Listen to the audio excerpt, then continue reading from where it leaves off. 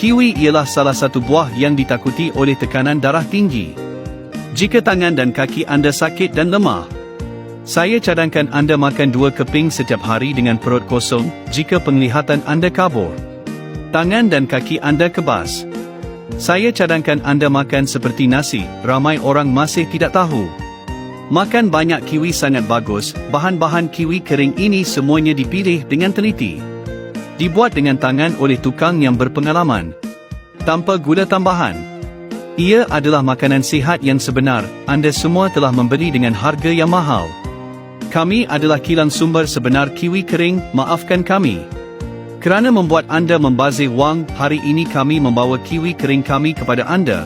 Jika anda selalu ingin makan sesuatu pada waktu malam, saya cadangkan anda makan sedikit ini, selepas makan secara berterusan selama sebulan. Tahukah anda apa yang akan berlaku? Orang biasa tidak tahu, kiwi adalah makanan alkali semula jadi. Bagi mereka yang selalu makan makanan berminyak dan masin serta tidur lewat, makan secara kerap sangat bagus. Terutamanya makan dengan perut kosong pada waktu pagi. Jadi saya telah menyimpan banyak di rumah. Semuanya adalah kiwi kuis yang Shanghai yang terpilih. Buah-buahan segar dipilih dengan teliti, dikupas dan dipotong. Dibuat secara tradisional oleh tukang yang berpengalaman. Berkhasiat dan enak. Rasa yang kaya di mulut, lembut dan manis. Semuanya adalah aroma kiwi apabila mencapai pertengahan umur. Terutamanya bagi mereka yang selalu tidur lewat dan suka makan. Pasti perlu menyimpan lebih banyak. Bukan kerana anda tidak mampu, tetapi kerana anda tidak dapat membeli seorang lelaki berumur 40 tahun yang minum arak seperti air.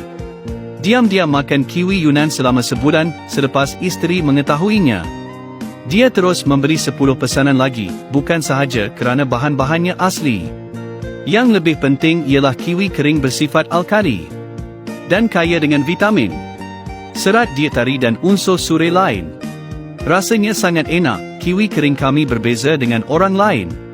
Semuanya dipilih dari kiwi berkualiti tinggi dari Yunan oleh tukang yang berpengalaman. Buah bulat dipotong tebal dan dibuat dengan tangan. Satu gigitan, manis dan sedap. Lembut dan kenyal tanpa melekat pada gigi.